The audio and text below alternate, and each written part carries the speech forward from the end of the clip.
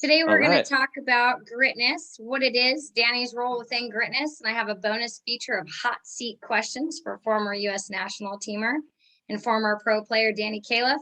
Hey, Danny, thanks for joining me today. I thought it would be important to give you a proper intro as the male GRITNESS coach, explain what GRITNESS is, and essentially why you're the perfect person for the male side. All right. All right. Well, I'm excited to be here and excited to talk about GRITNESS, and let's get after it. Awesome. So GRITNESS is about improving player self-awareness and creating clear and measurable goals and objectives so players can maximize their physical performance. We help players who struggle with confidence, overthinking, recovering from injury, or need direction on future collegiate or path pro-ways. So we want players essentially to be able to play freely, without fear, be consistent. Those are some major components to the mindset being able to affect, the physical performance that a lot of people don't know and understand, right? So if we look at Kobe, for example, I don't know if a lot of people know Kobe's full story, but at 10 years old, Kobe didn't make a single basket in his summer league. It's pretty incredible. Not one. Not like he was like, just not that great. He didn't make a single basket. And in an interview, he was asked, why was that? And he said, I was the worst player on the court. And so it's pretty incredible to look at a legend like Kobe Bryant and go, how does one go from being the worst to the best? And so Kobe openly admitted that at that time, he adjusted his mental game and he set small, achievable benchmarks for himself. He would work on his inside game and only perfect that inside game. Then he would step out and work on a longer shot. And within 4 years, he became the best player in the state. So I think that there's a lot to be said for having that mental GRITNESS. And there's a misconception that you're either born with it or you're not. You can either be gritty or not. And if you're not, you'll never achieve that level of greatness, But I think like juggling, mental strength can be worked on every day. So that's what's great about this program. I think you and I have both had various struggles in the game, more so mental than physical. And our ability to be mentally tough led to physical accomplishments. So when I first talked to you about GRITNESS, what were your initial thoughts? Well, I was really excited, and I'm still really excited. I think that it's such a big part.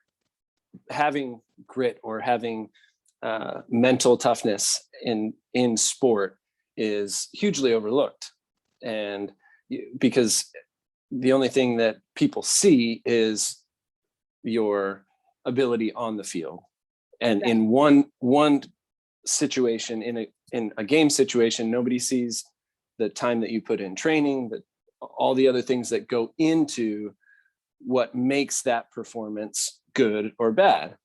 And it's so just being a part of this and hearing the way set the goal setting and hearing how all those things combine to for a player to achieve greatness, like Kobe, like you use the example, there's so many more things involved than just going out and training.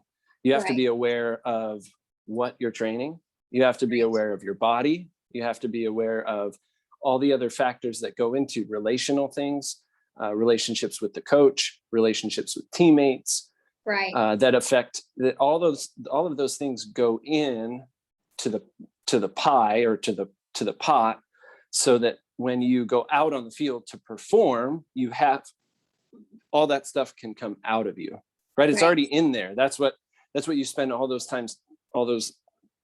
hours training for, is you put all that stuff in your body. And then between nutrition, recovery, hydration, and then you throw on top of that some of the relational issues that affect mood, affect how committed you are to your goals. All those things go into the performance pot And the game is really what happens when you dump the performance pot out so everybody can see it. So it's really an awesome thing. I think it's neat, and I believe that it takes people like you and I who have achieved a level of success in the game to really be able to take apart each one of these little things that go into the pot, and then be able to help kids, help clients, help athletes that are going along the same kind of pathway that we went on, to make them more aware of how all these things affect the performance.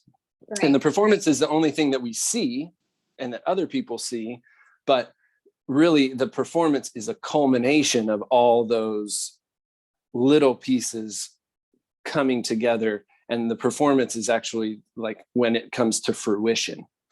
Right. And so when you're talking about that, it reminds me of Dan Abrahams, who's a world-renowned sports psychologist, which we are not. And his comparison to, we're all vehicles, right? So how we look on the outside can vary from person to person. You know, somebody might be a Ford, somebody else might be a Mercedes, somebody else might have that personality of, you know, Volkswagen Bug. We're all different, right? But we all share the fact that we have a motor. And the vehicle doesn't run without the motor. And I think that that's the part that gets overlooked. So before we get too much further ahead, if we were to briefly explain to somebody how GRITNESS works, it would be parent or player does a consult with Danny and I. Danny does the male side. I do the female side. And so a parent calls and says, hey, you know what? Last year, Jenny was super confident. She was scoring goals. She was, you know, doing all these great dynamic things. And this year, she's not. And so we talk about why we think that might be. That's the consult portion. That's totally free. And then we move to an intake process when Danny and I determine that we can help this player, or that this player needs a mentorship, because some players don't. And our job is to go, you know, in time, these things may work themselves out. But other players have that individual need. And so we do an intake where we ask a series of questions. It's about an hour to get a full picture of who the player is. Can't help a player without knowing who they are. Right. And so we ask what motivates them and what, absolutely. Yeah, we got to know who they are, who their family is, you know, what their good memories of the sport are, what their, you know, not great memories are. Are they physically healthy? You know, do they wear glasses? Like some things that people just don't think to ask, and they want to attack the problem right away. Oh, she's not confident. It's because of this. You can't know that until you know the player, until you know their whole story. You know, so from the intake process, we go to goal planning, which is our favorite part. It's kind of like the meat of a sandwich. We get to take the big goal that the player is working on and break it down into small, achievable, measurable pieces. And I think that's super important to understand that goals have to be clear and they have to be measurable. To have somebody say, I want to be a better soccer player, is really kind of a, it's objective. It's very so much general. It's such a general thing. Right. What I think is a great player is going to vary from what you think is a great player, what somebody else might think is a great player. And so we need to be concise, specific about the way in which that player wants to be better. Are they talking about connecting more passes? Are they talking about being more offensively dynamic? Are they talking about shutting down the offense? And so our job is really to make it super specific and make sure it's achievable. You don't take somebody's goal, you know, let's say a holding mid, and go, all right, our goal is to score 6 goals per game. That's just not going to happen. You know, it's got to be small, incremental, achievable goals that then lead up to a bigger goal at hand. And so that's the goal planning process. And then we have the last piece of it, which is the check-ins. That would probably be my second favorite part of the whole process. So every week we check in with the player and ask questions about how the goals are going. Maybe they need modification. Maybe we have to put some goals on hold. sometimes players do really well and they can take on more of what we've actually given them at a time. And so the check-ins are an important piece of just knowing how's the process going for this player. You know, how's your school schedule working out with doing, you know, our plan as well. And I think one of the most important pieces to remember is your development as a player, it's a marathon. It's not a sprint. And so, it's all, you know, cumulative. It right? all adds up. That's right. That's right. And it's important to make that a piece of everybody's plan, you know, that we will get there. We just might not get there today or tomorrow or next week or next month. But the way in which we build the program allows players to get there and stay there. I think that's really important to understand and acknowledge as well. So Danny, share kind of briefly, since we are on a little bit of limited time here, what your journey was like, both physically and mentally. Well, I think, you know, for me, I grew up in the game, playing soccer from a very young age, and I played up a lot. So for my first, from 5 to 14, I played on a year ahead. So I was always kind of the smaller kid, and I was always had to kind of be a little bit more, I had to think about things a little bit more, try to figure things out. And I think that set me on a good path for being able to differentiate and really, because I felt like I was smaller and I wasn't as fast. And so I really had to try to maximize and maybe think more about what the things that I was doing, and so that I was able to get the result that I wanted. And so, and I think from there, as I moved into with youth national teams and into the professional ranks, that became even more important, because there's so many things that go into achieving goals or right. stepping up to the next level, because what you're doing at the time is good for the level you're at. But if if you want to improve, you have to do things, you have to do more than what you're doing right now. You have to be able to do things faster, do things more consistently, be more efficient. And all that stuff is talking about on the field, but how do you get there? Right. And that's been really, for me, that it's been a lifelong process figuring it out. One of the stories that I think back to whenever we talk about kind of dealing with challenges is with the Galaxy, in 2001, we made it to the MLS Cup final, and we played San Jose in Columbus, and we ended up losing 2-1 in golden goal overtime. And it was my player. He took me on, he pushed it wide, hit a shot. I reached out, it hit my shin guard and missed our goalkeeper's finger by like half an inch. So it was a deflection. So it was a deflection, but we lost, golden goal. I felt like the world was ending. It was all my fault. Yeah. And I didn't, I didn't know what to do. I was at a loss. It was my second year. I was letting all these guys down. I just felt crushed. It's tragic. Let's be real. When you're part of a team and you're in that defensive line and you're responsible, everybody has an assignment, right? So when you're responsible for that player and they score, it's a big deal, especially at that level. When you're youth, it's not as big a deal. ODP, not that big a deal. National Cup, bigger deal. Now you're on a national, platform. It's a big deal. Everybody gets to see it. And I think that was one of the biggest things, is that not only was it, I felt bad, but it was, of course, it's on national TV and it's, everything like that. And so not only do you have the feelings of disappointment and maybe even a little doubt and stuff towards your teammates, but it's then also other people are watching it on TV and are like, hey, what's going on, man? So that was a really, a hard time. And we actually played in the US Open Cup final that same year, 1 week later. So I was put into a situation where I had to rebound or regain my confidence, Right. so that I could step on into another final in a week. Right. And it really, for me, came down to compartmentalizing and figuring out, what it was that I could do to gain that confidence back. Right. And so for me, I had the conversation with the coach. I was watching it on film. Mhm. I came back and I was taking lots of reps on the field. But more importantly than that, I had to work through my emotions Right. away from the You have to field. process things further.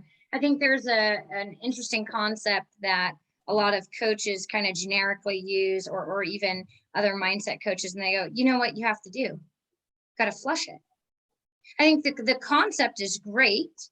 In a moment like that, I just don't know how much we as human beings are able to go, doop, done. And although in that flush it concept, you do go back and process what went wrong, I think we have to acknowledge that we're human. When something hurts, we need to find kind of, yes, that flush it philosophy in the moment, to then know that we're going to go back and process it later. But for some players, that's exactly what you and I have to work on with them is, I understand you're feeling devastated. There's still minutes to be played sometimes. In your instance, there wasn't. It's a golden goal that ends the game. However, you have now to turn around. And that matches a lot of our collegiate players' schedules, right? Where they play on Thursday. Maybe you had a terrible performance. You got to be ready to turn around on Sunday and re-perform and get out of this negative space and get into now positive, productive energy. So, Absolutely. it is definitely a challenge to be that player. So what specific things you talked about meeting with your coach, you were able to, look at it on film and, process it further. So when you turned around to the next game, what did that performance look like? Well, I think to expand just a little bit on what it was that I did, I tried to, in a moment like that, everything is overwhelming. So it helped me to break it down. Right. To make it. So I knew what I thought, right? I knew what I thought, but I wanted to talk to the coach and see what he thought. And then I wanted to talk to some players and see what they thought. And then I was able to kind of pick and choose the things that were going to be important for me to carry with me into the next performance. So in a way, I was able to kind of push beyond the mistake, the individual mistake, because I was able to then look at each of these components and figure out and say, well, you know what, maybe I wasn't that bad. I actually did a pretty good job defending on that one specific play. I did well in my duels. I did well in these other areas of the game. So I was able to, and it's that thought of way more things go into the whole big picture than the 5 seconds that he cut inside. I reached my leg out just not far enough for him to get it and bend it around. So essentially you were imperfect. Right. You were imperfect. And that's how we are as players, right? We are imperfect beings. We read something and sometimes we read it a second too slow. And the reality is we will have many more games to see if we can adjust our game physically, but more importantly, mentally. If the mental adjustment doesn't happen, the physical portion just won't flow. Absolutely. And to touch more on that, like I wasn't going to become a better player or a worse player in 1 week, right? I was just in a final. I played every single minute. So because of that one mistake, it didn't mean that come in a week, I wasn't going to be the same player. Right. So for me, it was a combination of trying to look at the whole thing, break it down into smaller, more manageable pieces where I could say, okay, I can improve that. I can change that. in a week. I can change this, or I can work on whatever it is so that I have confidence walking in to the second game in the week. And that was the biggest thing for me, because I needed to walk in. I needed to be able to deal with and sort out what happened in the game before, how it was going to affect me personally, how it affected me on that Monday, how it affected me on that Tuesday, how it affected me on that Wednesday. And so that I was able to break it down into small enough pieces so that I could achieve something on Monday to feel good about myself. I talked with the coach, right? I got some feedback. I was feeling, okay, I feel a little bit better after talking to him. And, I was able to look at the tape on Tuesday and break it down from just a purely soccer perspective that, okay, in this situation, maybe I could have done that a little bit earlier. I could have seen that a little bit earlier, or communicated this to a teammate to make the situation a little bit easier for myself. So I was able to do that. And then once I was able to realize that, okay, maybe the situation on the field wasn't as bad as I thought, even though this result sucked. And then I was able to focus then on the mental part of it being my confidence. So I was able to get my confidence back by looking at these things, speaking with the coach, looking at tape, speaking with players, so that I was able to step out onto the field and say, okay, well, I'm going to work on this to make sure that I don't do that again. And I'm going to look at some other games of mine so that I can remember that it's just one game. It's just one moment. And that really helped me get to a place where I could step onto the field in that second game and still perform. And the way it worked out was that I scored the game-winning goal in golden goal overtime in the final of the US Open Cup. So on a header on a corner. So it redemption, right? But it all came down to the fact that I was able to internalize, I was able to break things up. And so they weren't it wasn't just a big, huge thing that I was trying to overcome. I was able to do that, keep my confidence, engage the people around me so that they were able to help me. And then I was able to step on the field and perform the next time. And the result was different. And so that happened early enough on. It was my first or my second year in the league as a pro. So it really gave me an idea and a roadmap of how I could take failure, take times when I just didn't perform as well as I'd wanted to, and use that as in a constructive, positive way in order to affect future performances. Which is exactly why I have you picked out as the male greatness coach, my man. Like, what a great story. I don't have a story like that, but I have stories of other obstacles. I mean, if we look at, our journeys as soccer players, it's very much like this. Very much. I think that parents, as well-meaning as they are, and sometimes even coaches, they think that it's just this upward trajectory and that it just continues to climb up and up and up. And sometimes it goes like this and plateaus for a while. And then it goes like this. We forget, with our youth players, we have to acknowledge that they're going through different kinds of, social, emotional, developmental changes. For females, it's different than for males. For a female, their brain goes through a major reorganization in and around that adolescent stage. It does happen for the males too, happens in two totally different ways. So yes, we experience some of the same obstacles, confidence, but how the root of that confidence can be very difficult or different from a female to a male. And that's why it's important in this program that we have Danny working with the males, me working with the females, and that we don't go outside the scope of our expertise. I don't coach, I don't mentally coach basketball players. Even though I played basketball and was great at basketball recreationally, I would never mentally train a basketball player, even though the concepts mentally are the same. They're cross transferable.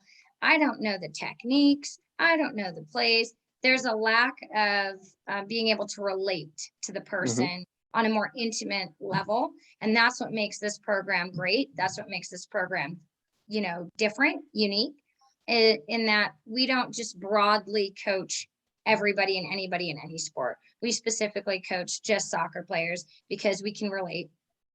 We can share in the struggles. We understand the ups and downs of everything. And you and I have, had so many different things that have been up and down that I don't think there's anything that we haven't necessarily been through or can relate to as a team.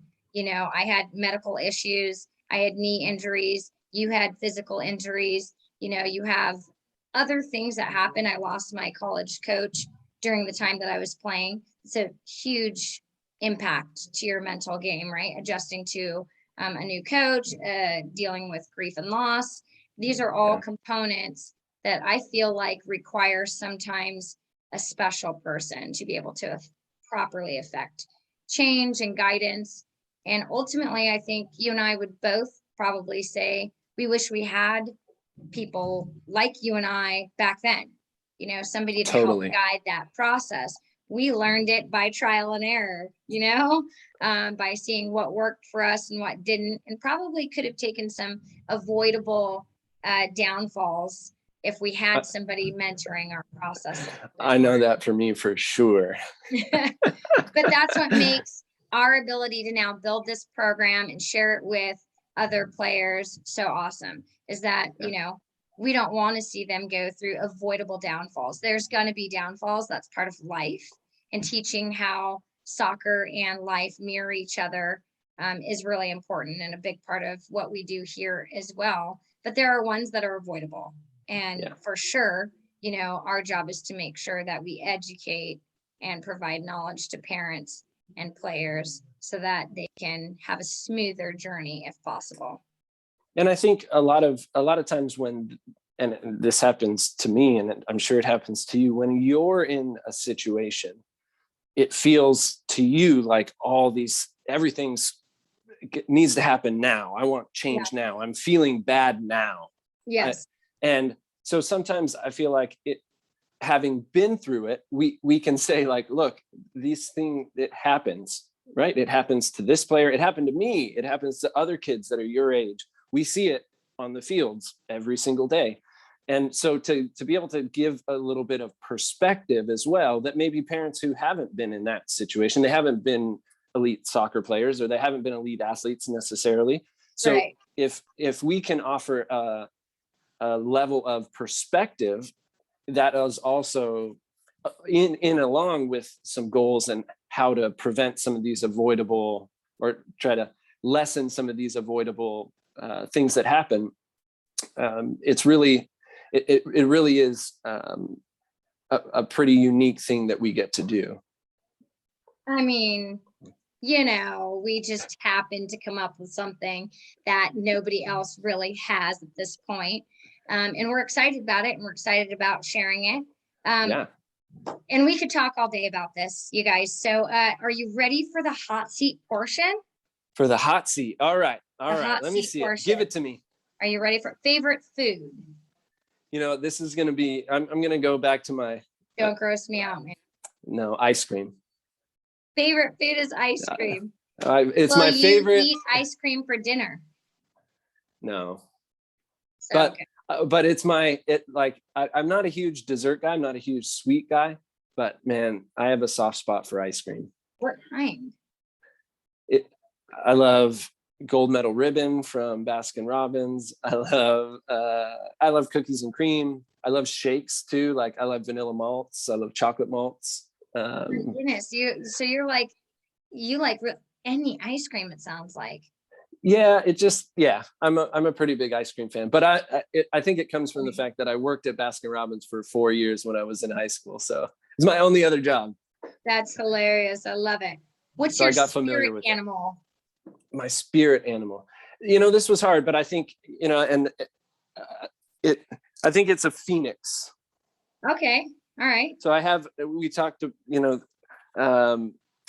it's one of my favorite tattoos, but since you said spirit, I think, it's kind of a spiritual animal. And it really, for me, it gives me that kind of strength and hope, knowing that, we all fall, we all make mistakes, we all, do things that, maybe we wish could have been better.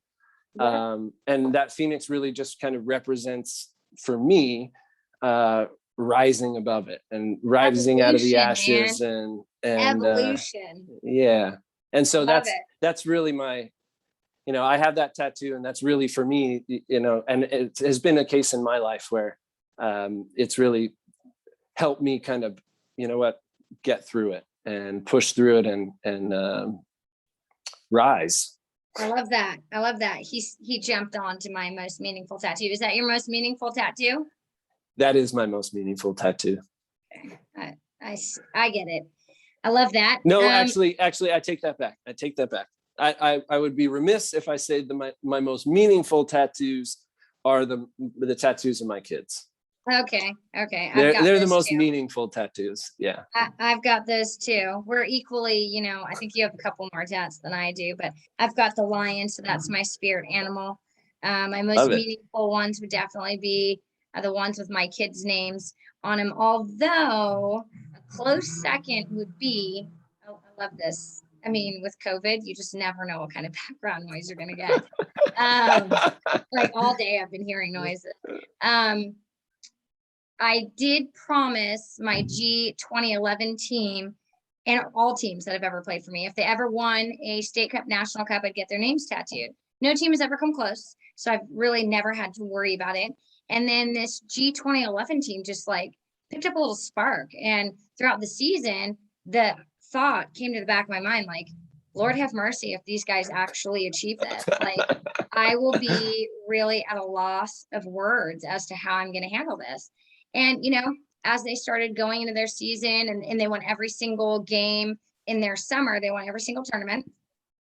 I started to think, hot dang it, I think that this might be the team. But in the back of my mind, I still thought, but state cup, I don't know, it's really competitive. Like, there'll be one team in there that probably, gives them a good fight. And who knows? And so I think they lost 2 games that whole season. State cup was not won. So they smashed in the finals. I think it was 4-0. And at the end of the game, and I knew it was coming, at the end of the game, they ran up with their little piece of paper and we learned how to write our names in cursive. And like a woman of my word, all 11 names, man, tattooed on my rib cage. So it's meaningful. On the rib cage too. Yeah. That's a spot. Yeah, it's like not like straight up on my ribs, but it's on the side. So that would be probably my second most meaningful one. Describe yourself in 5 words. In 5 words, let's see. 5 only. You only get 5. Active, humble,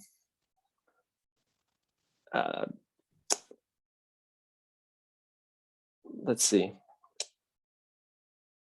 Oh shoot, now I'm blanking. Active, humble. I think responsible. Yes. And oh geez. Committed. Come on, man. You're committed. You're dedicated. I am committed. I am dedicated. You're a hard worker. Well, yeah, all that stuff goes hand in hand. But I think I'm also curious. And I think like that I think that probably takes me all those other things, and then persistent. Because persistence, if you don't have persistence, I feel like that's kind of something that persistence is really it. Like to be really to be able to be persistent and to take challenges in stride and move forward and still not lose hope, and that I think that's been. I have this little saying that says persistence is the only thing that is omnipotent. It's the only thing that lasts forever, right? Like if you're persistent, you will achieve success. because Absolutely. if you fail, you'll get back up and do it again. And so for me, that persistence is really something that has stuck with me. And that little saying has stuck with me for a long, long time. Love it. Love it. Last one. I hope I don't get you into any trouble here. Celebrity crush. Yeah, celebrity crush. Now I'd have to go back to my childhood a little bit, and I had a celebrity crush on Meg Ryan. Oh boy, I'm not surprised. Yeah, Right. yeah. So that, but that was a while back, and that, but yeah, they're really only. That was when I was young, and I've met some celebrities, and since, and it seems to be that they're just people. So Yes, right. I Absolutely. once I've gotten to know a few more, then my crush level has gone down a little bit. Oh, well, I'm a smart woman. I'm not answering that question. But thank you so much for jumping on today, Danny. I'm sure we're going to have a lot more clips to share on our website, which is getgritness.com. If anybody has any inquiries for us, you can follow us on social media. We're on Instagram, Facebook, and Twitter. We would love to serve anybody who feels like they would be a good fit. So thanks again, Danny. Super appreciate you, man. Looking forward to doing more things with you. Absolutely, Lynn. I'm loving it, and had a great time. Thank you for having me. Awesome, buddy. I'll talk to you soon. Yes, ma'am. Okay, bye.